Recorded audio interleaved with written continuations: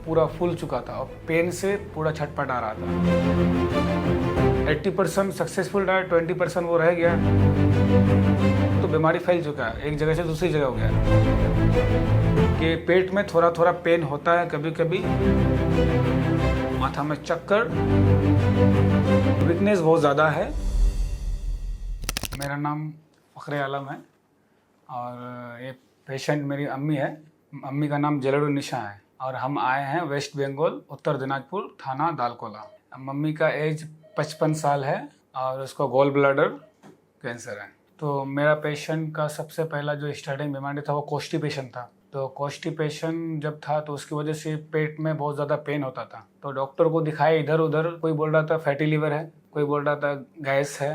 तो ऐसे ऐसे करके तो पेशेंट का वो पेन किलर खा के रिलीफ होता था, मगर वो रिलीफ कुछ देर के लिए था। फिर फिर हम लोग फिर डॉक्टर से डिसीजन किए। तो डॉक्टर साहब CT स्कैन लिखे, तो CT स्कैन लिखे तो उसमें डिक्लेयर हुआ कि इसको कैंसर है गॉल ब्लैडर। तो गॉल ब्लैडर कैंसर जो बताया तो हम लोग फिर क्या किए कि मतलब उसको लेके चले गए मुंबई में। तो दिखाए तो हम लोग चाह रहे थे कि इसको सर्जरी करें, क्योंकि उसका जो गॉल ब्लैडर का जो नली था बहुत ज़्यादा सूजन था, पूरा फूल चुका था और पेन से पूरा छटपटा रहा था। तो मुंबई में तो ऑपरेशन हुआ नहीं, तो फिर हम लोग चले गए सिलीगुड़ी में। तो वो बोला कि पहला FDG पेट CT स्कैन कराओ। तो हम लोग सिलीगुड़ी में FDG पेट CT स्कैन कराए तो उसमें वही बता रहा था गॉल ब्लैडर में सूजन और वहाँ पे मतलब कैंसर का मात्रा। तो वो हम लोग को सजेशन दिया कि एक डॉक्टर है कोलकाता में, तो हम उन लोग के पास आए तो हॉस्पिटल में उसका ओपन सर्जरी किए। 80% सक्सेसफुल रहा, 20% वो रह गया। तो हम लोग को डॉक्टर साहब बोला कि आप लोग इसको सिलीगुड़ी में केमो कीजिए। तो वहाँ पे 6 केमो चलाए। फिर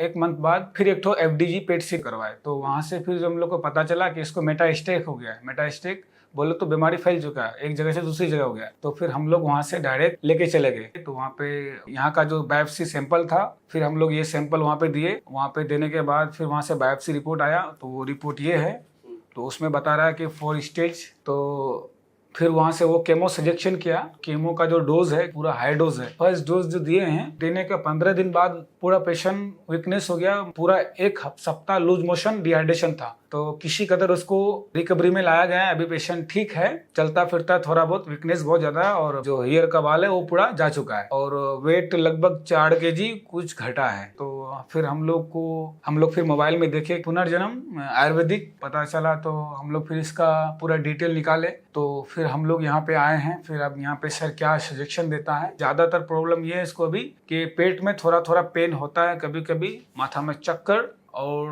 दूसरा नंबर बात यह है कि वीकनेस बहुत ज़्यादा है